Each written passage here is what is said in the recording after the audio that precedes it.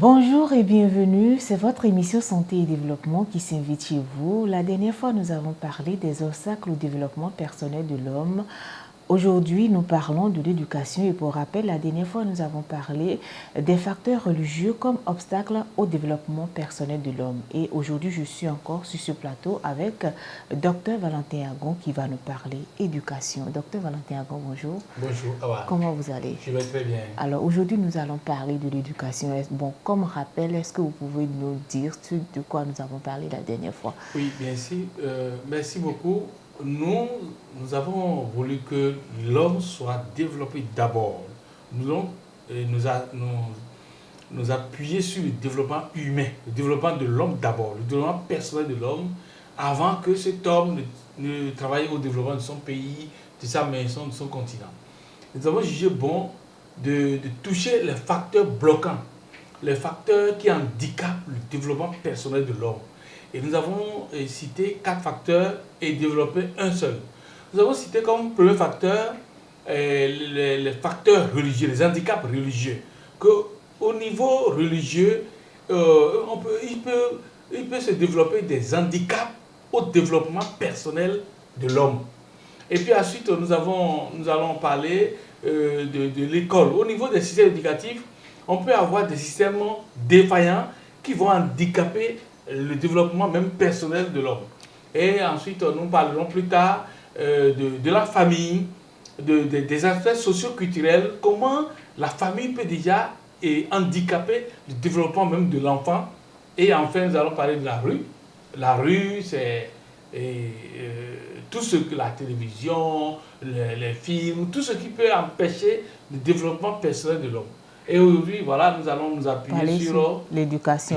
Alors, c'est quoi le rôle de l'éducation, docteur?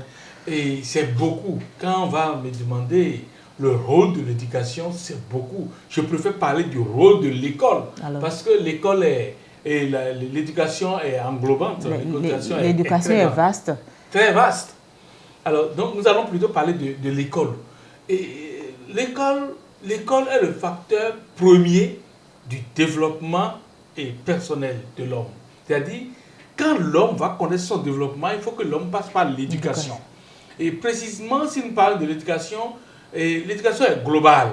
Comme je l'ai dit, l'éducation vient de 4 grands secteurs, de 4 grandes sources. L'éducation vient de l'école. L'éducation vient de la famille. L'éducation vient de l'église ou de la mosquée ou du couvent. Et l'éducation vient aussi de la rue. La rue vient détruire l'éducation. Mais aujourd'hui, nous allons nous centrer sur l'école. L'école. Nous allons nous centrer aujourd'hui sur l'école. Et c'est pourquoi nous allons voir en 2 temps différents et en quoi l'école peut favoriser le développement personnel de l'homme. Et plus tard, nous allons voir en quoi pourquoi l'école peut être défaillante et empêcher l'homme de se développer aussi. Donc, on parle d'abord du rôle de l'école. Le rôle de l'école. L'école a un rôle historique. Le rôle historique de l'école, c'est de transformer l'individu qu'on a mis à l'école. C'est d'exploser le potentiel qui est dans l'individu qui est placé à l'école. L'école, c'est le lieu d'émancipation de l'être humain. L'école est créée pour émanciper, pour développer l'être humain, pour développer l'homme et pour placer aussi l'homme dans un rang social plus tard. Donc l'école inculque des connaissances à l'homme pour se développer plus tard dans la vie. L'école développe l'homme et place l'homme dans la société. Quand telle personne est ministre quelque part, quand telle personne est directeur général quelque part, quand telle personne est planton quelque part, c'est l'école. C'est l'école, ça vient d'abord de l'école. C'est-à-dire l'école est le sous-bassement alors de l'école est le sous-bassement du développement de l'homme. L'école, c'est l'école qui prépare l'homme pour son avenir. C'est à l'école que l'enfant prépare son avenir. C'est à l'école que l'enfant prépare son destin. Son destin, c'est à l'école. Chaque personne passe par l'école pour se développer et pour développer son pays après. Son milieu.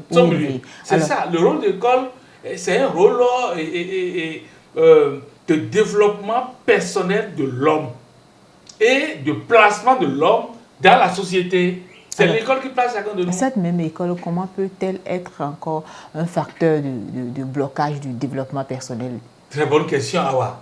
L'école, nous avons vu que l'école est le facteur premier de développement de l'homme. Mais l'école peut devenir encore l'handicap du développement de l'homme. Mais c'est pourquoi vous demandez pourquoi et comment. Alors, d'abord, l'école, il faut d'abord savoir comment l'école peut développer l'homme pour pouvoir montrer plus tard comment l'école peut empêcher le développement de l'homme. L'école doit normalement développer 3 grandes dimensions dans l'humain. Lesquelles? Quelles sont ces dimensions-là? Voilà. Et la première dimension, quand on amène un enfant à l'école, c'est comme on amène une graine au champ. Quand vous amenez un grain ou une graine au champ, vous semez la graine. Donc on amène l'enfant, on l'amène à l'école. Quand on amène l'enfant à l'école, l'école est chargée de développer 3 grandes dimensions dans l'enfant. La première dimension que l'école développe dans l'enfant, c'est ce que nous appelons la curiosité. La curiosité, c'est cette qualité humaine de s'interroger, de se poser des questions, de demander pourquoi et pourquoi, pour quelle finalité, de demander comment c'est fait, comment ça se fait. Donc la curiosité doit être la première fonction de l'école, c'est développer la curiosité dans l'enfant.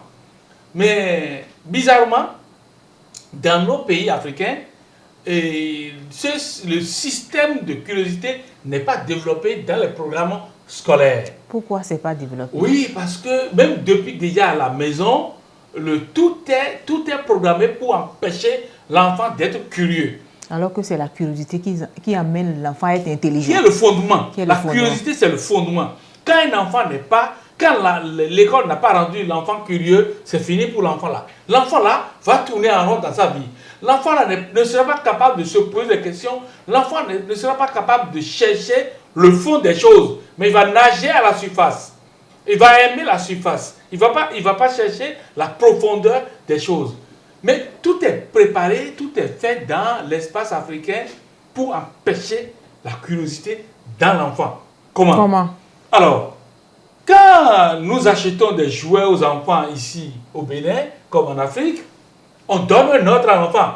Ne casse surtout pas le jouet. Tu ne dois pas casser le jouet. Si tu casses ce jouet, je ne te donnerai plus de jouets. Oui, c'est pour éviter les dépenses aux parents que les parents imposent aux enfants de ne pas casser les jouets, de ne pas détruire les jouets. C'est quand même un peu cher. C'est exactement un handicap au développement de l'enfant. Donc pour vous, il faut laisser l'enfant casser le jouet. Les jouets sont achetés et remis aux enfants pour être cassés. Un jouet est pour... L'enfant doit casser le jouet, déchirer le jouet, chercher à mettre en pièces, dépiécer le jouet pour voir quel est son fonctionnement. Comment le jouet là fonctionne. Pourquoi le jouet là parle. Pourquoi le jouet là bouge. Pourquoi le jouet là roule. Pourquoi un jouet hélicoptère s'envole. Pourquoi. Cela peut l'amener à réfléchir. Donc le jouet amène l'enfant à se poser des questions, à être curieux, à chercher pourquoi et comment. Et à développer une intelligence en lui. C'est tout. Donc c'est pour développer l'intelligence, le système de curiosité dans l'enfant. C'est le rôle de l'école. C'est pourquoi l'école doit permettre aux enfants, aux adolescents, aux étudiants de casser tout, de démonter tout. De dépiécer tout. De dépiécer tous les appareils. De démonter. Moi, j'ai étudié dans ma recherche doctorale la Corée du Sud. En Corée du Sud, on a procédé pour permettre aux étudiants de développer l'intelligence et de créer des choses. L'école a favorisé ce qu'on appelle le démontage. Les Coréens démontaient tous les appareils. Tous les appareils. Pour voir comment les Japonais ont fait. Comment les Américains ont fait. Comment les autres ont fait tel appareil. Et ça leur permet également d'apprendre aussi. Et ça leur permet premièrement d'imiter ces Coréens, d'imiter ces Japonais, ces Français, ces Anglais, ces Chinois et autres. Et puis, donc, la première réaction, quand un enfant, quand quelqu'un est dans le développement de la curiosité, la personne commence l'imitation.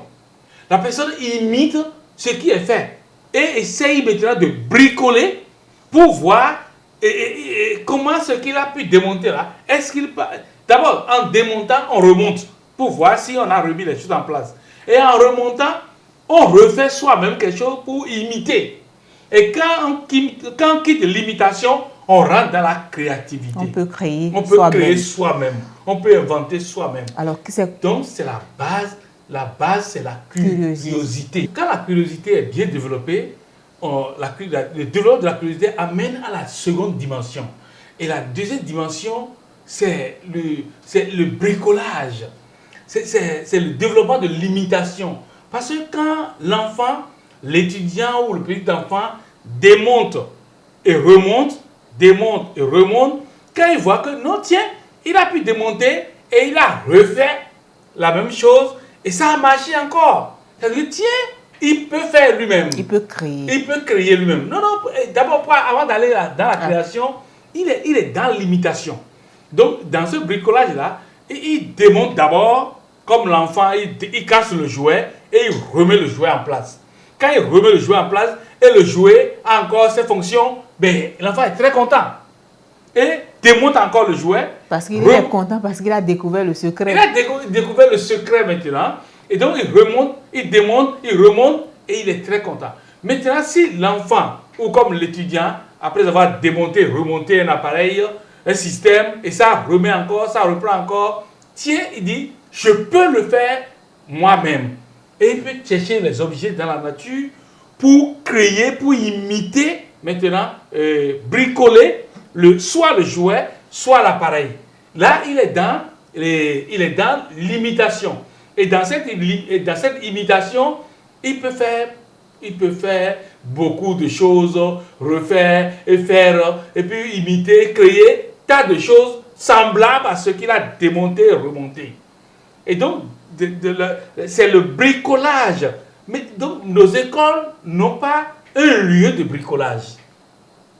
Il n'y a pas un lieu où nos écoles permettent le bricolage. Et surtout, ce que je dénonce en Afrique, c'est que dans les écoles techniques, c'est bizarre, hein, dans les écoles techniques où on doit démonter, remonter, démonter, bricoler, on ne bricole pas du tout. Et qu'est-ce qui se fait?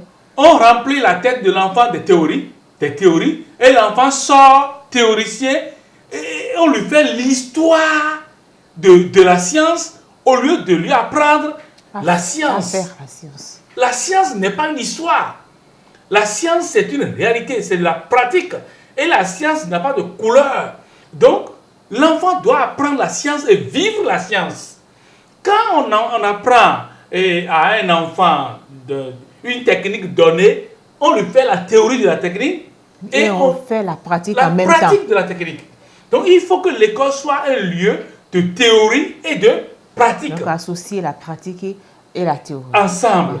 Donc, et quand l'enfant bricole, quand l'étudiant bricole, il va faire des choses. Il va imiter des choses.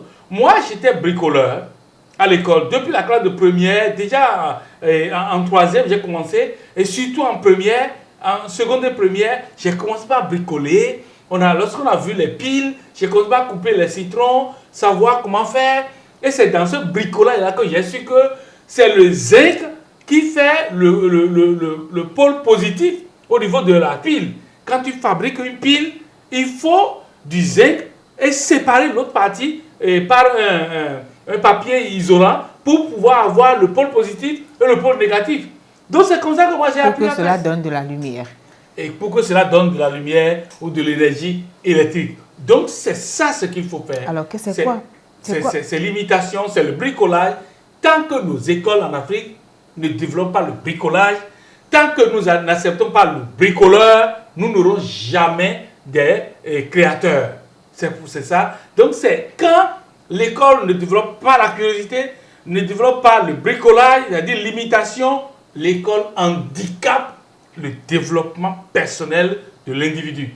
Alors, qu'est-ce qu'il faut faire dans ce cas-là, docteur? Nous devons aller peut-être d'abord, avant la solution. Avant la solution, nous devons aller à la troisième dimension. La troisième dimension, quand l'école favorise la curiosité, favorise le bricolage, l'imitation, ben, l'école développe en même temps le caractère entreprenant dans l'étudiant, dans l'enfant. Quand l'enfant, l'étudiant sait bricoler, sait démonter, remonter, et sait bricoler, sait essayer, parce que j'ai toujours dit ici que réussir, c'est essayer plusieurs fois, et encore. On peut échouer, on reprend. On peut échouer, on reprend. T'as échoué, c'est cesser d'essayer. Donc, techniquement, là, au plan technique, il faut toujours créer, il faut toujours bricoler pour voir. Si ça ne marche pas, on reprend. Si ça ne marche pas, on reprend. C'est pourquoi la science demande beaucoup d'investissement de soi et de l'investissement de l'argent. C'est beaucoup de choses. Regardez tout ce que nous sommes à Happy Binet aujourd'hui, tout ce que nous faisons à Happy Binet, mais c'est vieux de 30 ans. C'est depuis 1988 que Happy Binet est pensé, et c'est depuis 1994 là-bas que nous avons commencé. Déjà en 90, nous sommes entrés dans la sphère même de Happy Binet, mais en 94, nous avons lancé Happy Binet tout doucement dans le bricolage. Donc pour la science, là, il faut s'investir. Il faut s'investir et investir de l'argent. Donc la troisième dimension, c'est le caractère entrepreneur que l'école doit développer dans l'étudiant.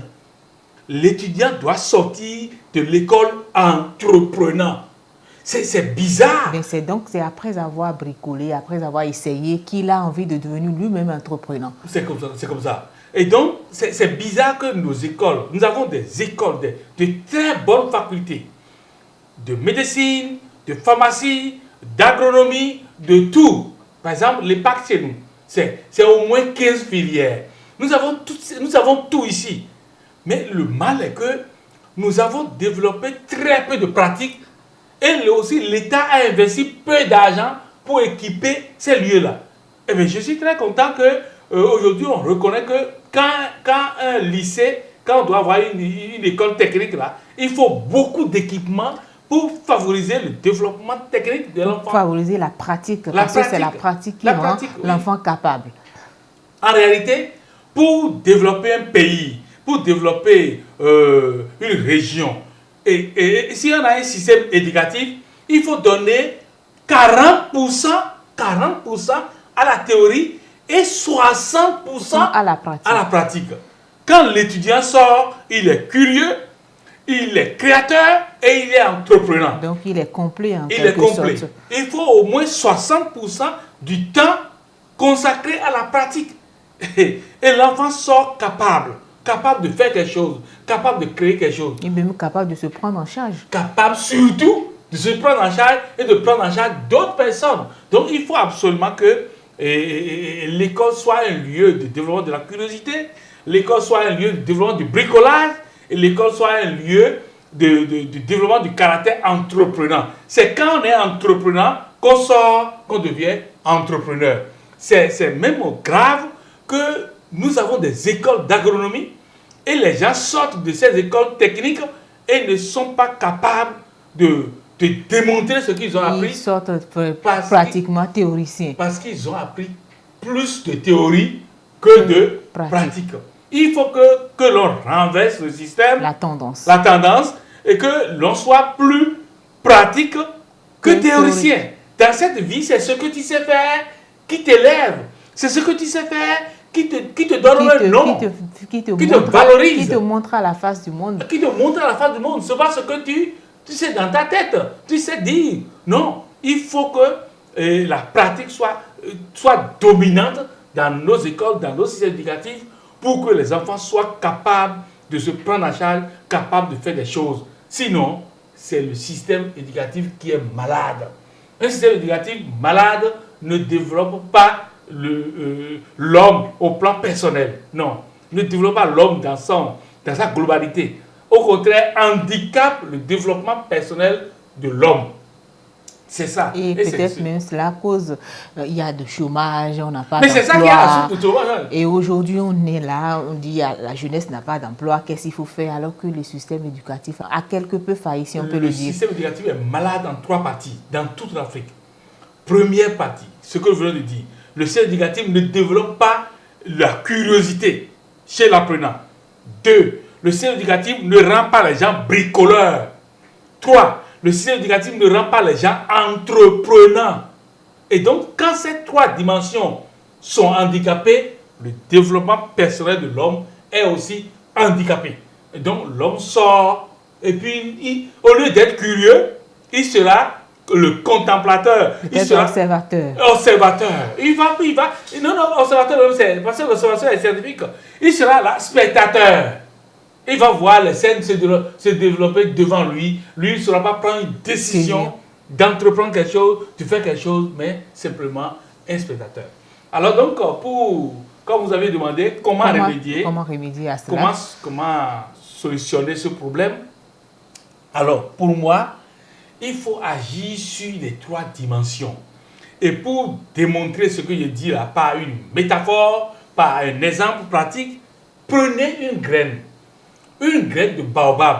Dans une graine de baobab, vous avez tout le baobab à l'intérieur de la graine. Tout le potentiel que l'on voit, un baobab c'est grand, ou bien un iroko c'est très grand. Donc c'est contenu dans la graine. Tout l'arbre là, comme prenez un manguier, regardez l'envergure de manguier. C'est grand, c'est touffu. Tout ça a été dans la petite graine de manguier. C'est comme ça que dans l'enfant petit qu'on met comme ça à l'école là, il y a tout dans sa tête. Il y a tout. Regardez, tout Happy Bénin était dans ma tête. Et moi, quand en 1973, au Canada là-bas, on m'a amené à l'école là, on m'a renvoyé de l'école parce que on me voyait aussi petit pour mettre le doigt dans l'oreille. Tu vois? Donc on empêchait comme ça tout ce que je suis aujourd'hui, comme ça. Vous voyez? Donc c'est l'enfant, tout ce qu'il va devenir est en lui. Et l'école est la terre qui va permettre favoriser la germination de l'enfant et le développement du potentiel de l'enfant pour être qui. Dans chaque tête là, il y a des hélicoptères, il y a tout. Il y a plus de choses dans les têtes que tout. Le monde entier là, dans le monde entier, la seule valeur qui existe et qui peut développer le monde, c'est dans la tête. C'est dans la tête de l'homme. Dieu a tout mis dans la tête de l'homme, a tout mis dans la tête des Africains. Mais les Africains, comme ils ont créé des écoles, ils ont prolongé l'école coloniale. L'école coloniale n'avait ni le développement de la dimension de la curiosité, ni le développement de la dimension du bricolage, de l'imitation, ni le développement de la dimension de l'entrepreneuriat. Mais l'école coloniale, c'était pour créer des Akowé, des gens qui vont rester dans les bureaux et gérer l'administration coloniale. C'était tout. Le colonisateur n'avait pas le projet de développer le Bénin, le Togo, le Burkina, non. Le colonisateur était là pour profiter du territoire. Mais quand on a pris maintenant le pays depuis plus de 60 ans, alors nous devons développer les 3 grandes dimensions là. Sinon, l'école telle qu'elle se trouve en Afrique, c'est le lieu même d'aliénation de l'être humain, parce que tu penses que tu es parti pour être quelque chose, mais tu sors et tu n'es rien. Et tu ne sais rien. Donc il faut développer, il faut traiter le mal de l'école en ces 3 points, et nous allons corriger le développement personnel de l'homme en Afrique, et nous aurons un pays développé. Et nous allons également corriger le sous-développement. Nous allons sortir du sous-développement simplement. Il faut l'homme. C'est pourquoi je dis, on n'a pas besoin de miracles pour développer un pays. On a besoin des têtes bien développées, on a besoin des têtes curieuses, des têtes qui peuvent bricoler, des têtes qui peuvent inventer, des têtes qui peuvent innover, des têtes qui peuvent entreprendre pour développer tout simplement la nation béninoise, le Togo, le Burkina, le Nigeria. C'est ça simplement. Toute l'Afrique entière. Toute l'Afrique entière. Alors voilà, ce sera tout pour aujourd'hui. Mesdames et messieurs, merci de nous avoir suivis. On se retrouve le jeudi prochain. Nous sommes tous beaux, mais pour garder la beauté naturelle, Happy Bénin conseille à tout le monde le savon Happy. Savon de toilette. Ce savon au miel, au beurre de karité et aux plantes médicinales offre une garantie de peau douce, fraîche et lisse. Il est économique et il mousse très bien. Il est en vente dans toutes les boutiques de Happy Bénin. Avec le savon Happy, soyons fiers en nous lavant. Nous sommes sur une autre dimension. Cette dimension, c'est la production des volailles au Bénin. Il y a 30 ans, moi j'ai commencé à produire les volailles. Et maintenant, je voudrais donner l'occasion aux jeunes Béninois, aux producteurs béninois d'aller plus loin. Nous allons faire du Bénin l'épicentre du développement des volailles en Afrique. Et c'est pour cela que depuis 20 ans, moi je produis les couveuses, c'est-à-dire les appareils qui font l'éclosion des œufs. Et j'ai travaillé avec des Asiatiques. Nous avons fait et mis sur le marché une nouvelle couveuse de marque ABC Bénin. Et cette couveuse ABC Bénin, c'est 1056 œufs. Et nous voulons permettre à tout jeune entrepreneur de produire plus de 1000 poussins par mois. Et donc d'avoir un grand cheptel de volailles. La couveuse marque ABC Bénin ne coûte que 800 000 francs. Mais on ne paye pas les 800 000 francs pour prendre. On paye 500 000, vous prenez votre couveuse. Et 45 jours après, vous payez 130 000. Et encore 45 jours après, vous payez 130 000. Pourquoi? Nous faisons une réduction de 40 000 pour tous ceux qui vont prendre la couveuse dans ce premier trimestre. Au lieu de 800 000, c'est 760 000.